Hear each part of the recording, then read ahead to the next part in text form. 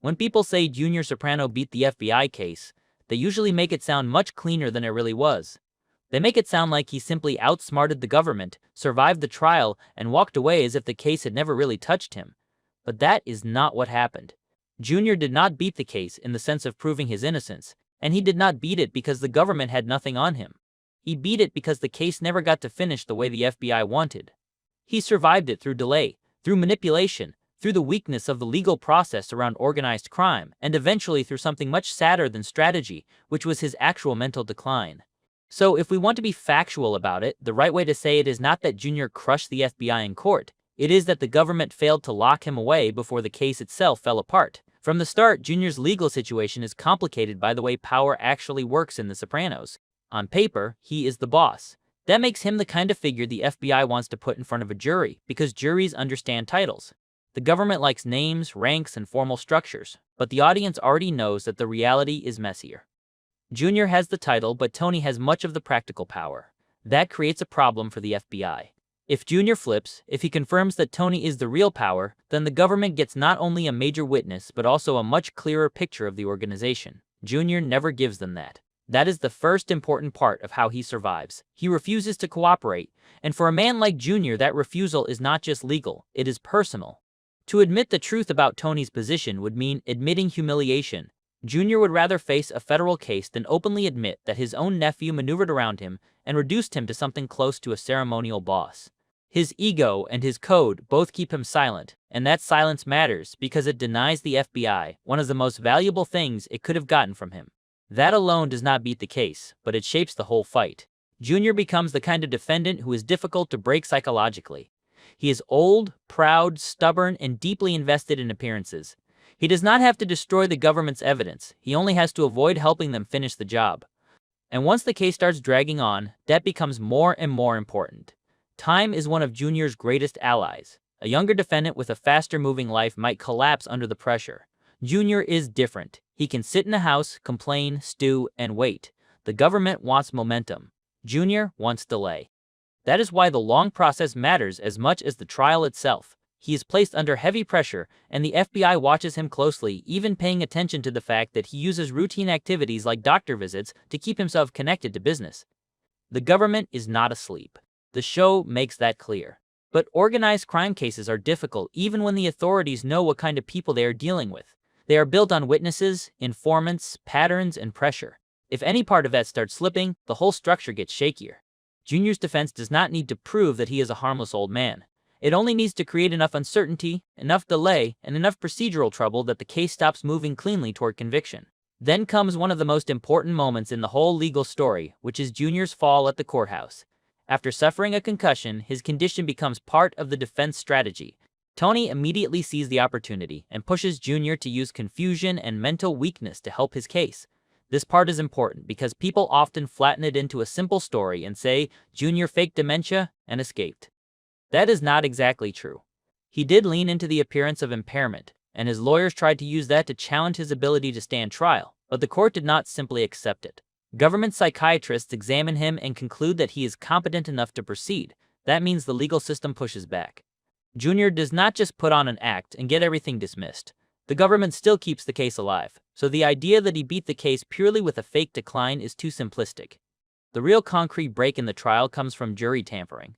This is the ugliest and most direct answer to how Junior escaped immediate conviction. Bobby identifies a juror. Eugene Pontecorvo then intimidates that juror into hanging the jury. The result is a mistrial. That is the key event, not a triumphant acquittal, not some brilliant courtroom speech, not a prosecutor embarrassed by weak evidence. A corrupted juror stops the process from reaching a proper verdict. That is how the case gets interrupted. It is probably the most factual and blunt way to explain what happened. Junior does not beat the state by defeating its theory. He beats the state by poisoning one of the essential parts of the trial itself. And that distinction matters because a mistrial is not the same thing as being cleared. The government still intends to retry him. Junior is not a free man because he has been proven innocent. He is a temporarily surviving defendant whose case has failed to land. If the story ended there, then all we could really say is that Junior delayed the inevitable. But it does not end there. The tragic twist is that the thing he had partly performed for tactical reasons starts becoming real. His mental decline gets worse. Over time, he is no longer just an old gangster pretending to be more impaired than he is. He actually begins to lose himself. Eventually, his condition deteriorates to the point where trying him becomes unrealistic. At that stage, the government no longer has a proper defendant in any meaningful sense. So the final reason Junior escapes prison is not legal brilliance. It is that his mind collapses before the justice system can close the door on him. That is what makes Junior's story so bleak. On the surface, it can look like one of the great survivals in the show. The old man under federal indictment outlasts the government, but underneath that, there is no real victory. He does not come out stronger. He does not reassert command. He does not enjoy some glorious retirement after beating the feds.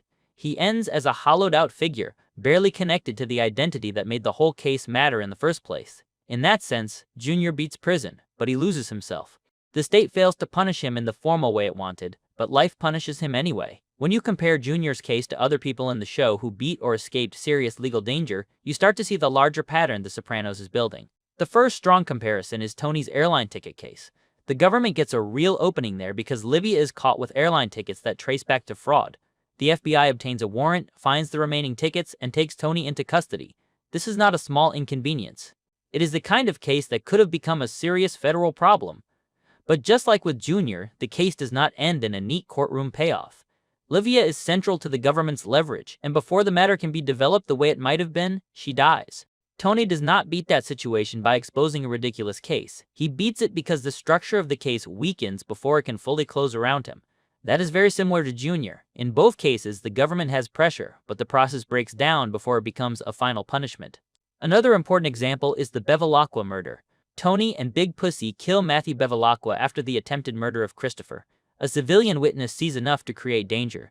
On paper, that kind of eyewitness could be disastrous.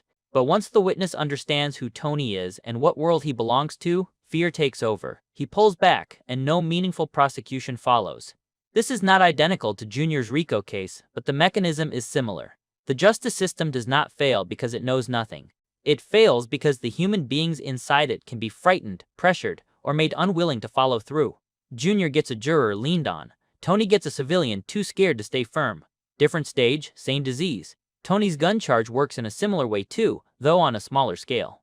After Johnny Sack is arrested, Tony throws away a pistol. A boy later ends up with the weapon, gets arrested on an unrelated matter, and Tony is charged based on what the boy says. Once again, it looks like a piece of bad luck that could turn into something larger. But the charge gets dropped before it becomes the thing that finally brings him down.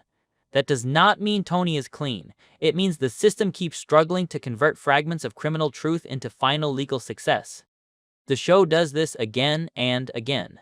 The mob survives not because its members are innocent, but because proving guilt is much harder when witnesses disappear, recant, get scared, die, or become compromised. If we widen the comparison beyond direct courtroom wins, Johnny Sack becomes a useful contrast. Johnny does not really beat his case. He gets caught, squeezed, and eventually pleads.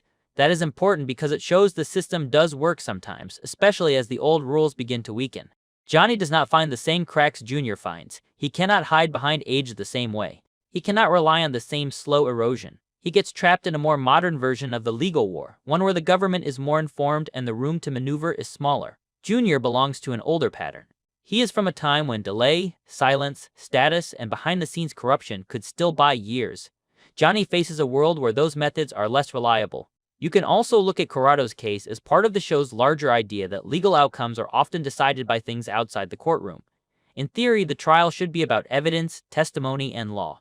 In practice, it becomes about intimidation, mental fitness, aging, reputation, and whether the government can even hold the process together long enough to reach a verdict. That is a very Sopranos idea. Institutions look strong from the outside, but when they come into contact with real people, they get bent. Families bend, churches bend, therapy bends, politics bends, and the legal system bends too. Junior's case is one of the clearest demonstrations of that in the entire series. So if we strip away the legend and keep only the facts that matter, Junior Soprano beat the FBI case in stages. First, he refused to give the government the cooperation it really wanted. Then he benefited from delay and used weakness, both real and exaggerated, as part of his defense posture.